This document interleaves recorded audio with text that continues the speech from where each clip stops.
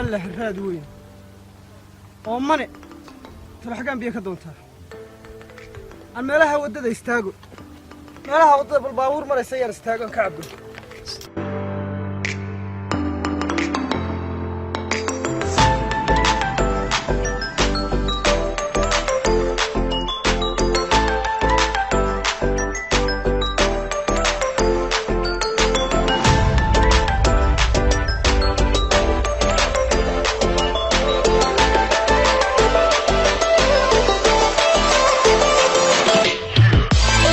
وراحي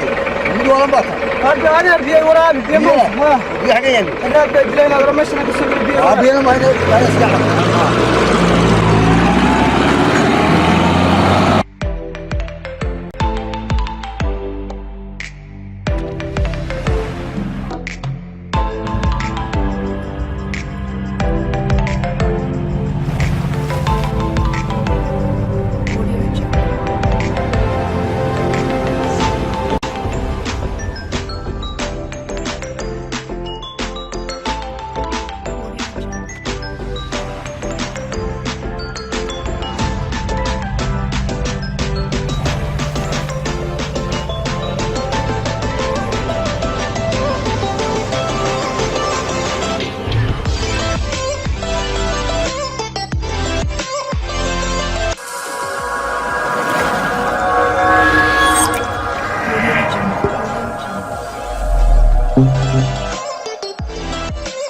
adoo soomalhaado hurdo seexan waayo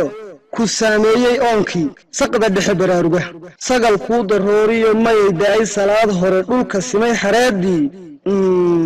sacabadaad ku dhirataa ila soo dhaweeyo biyo nool u sacabtuma biyo nool u sacabtuma biyo weeye saxanoo laga helay sanaag iyo surudda colladeeda oo qoonyahan safeeye ila soo dhaweeyo biyo nool u sacabtuma والله waxaan moodayay magacana kaga soo qatay ceeriga fastanay ila waa kuna waa halka ومياد وجين waxaan ka waxaan moodayay inuu laga taliyo goboladaas شدي من دخل جوجي كنت انا قبل سنه متى كان بيا ويا صحن لغا هلي سنه iyo sirida calladooda oo qoonyahan safeeyay haye soo dhaweeyo biyano biyano u sacabto waxaan ku dunida boqoshada iyo xaabuudis iyo biyo dhool baa la beegsay ايش على بيو حتى عرورته وايلka biloolaha sabi iyo haween mid kasta waa anfacaysa caruurtaasaan booboobay haabaan hore u siqatay haddaba aan ku tilmaamo halka aad ka helayso aad ugu hagaagayso biyo nool waxaad ka helaysaa gobolka Sanaag gaar ahaan magaalada madaxdiisa Cergaabo waliba xarumaha kala ah xarunta Seer Company iyo waliba branchiga weyn ee ka soo horjeeda masaajidka Al Furqaan hadii kale ugu hagaag ama booqo telefoonada tan بسم الله الرحمن الرحيم حتى كور بحيو ورشدة بيها اللي جسوا كريه قبلك horta marka hore muu lahayn gobolku waxa warshada ah oo warshadii ugu horeysay ee gobolka laga furo ee biyo ah waa marka labaad waxay warshadaha ka jira gobolada Soomaaliland kaga duwan tahay waxay warshada biyuhu soo saartaa soona saari doontaa inta nooc ee biyuhu ka kooban yihiin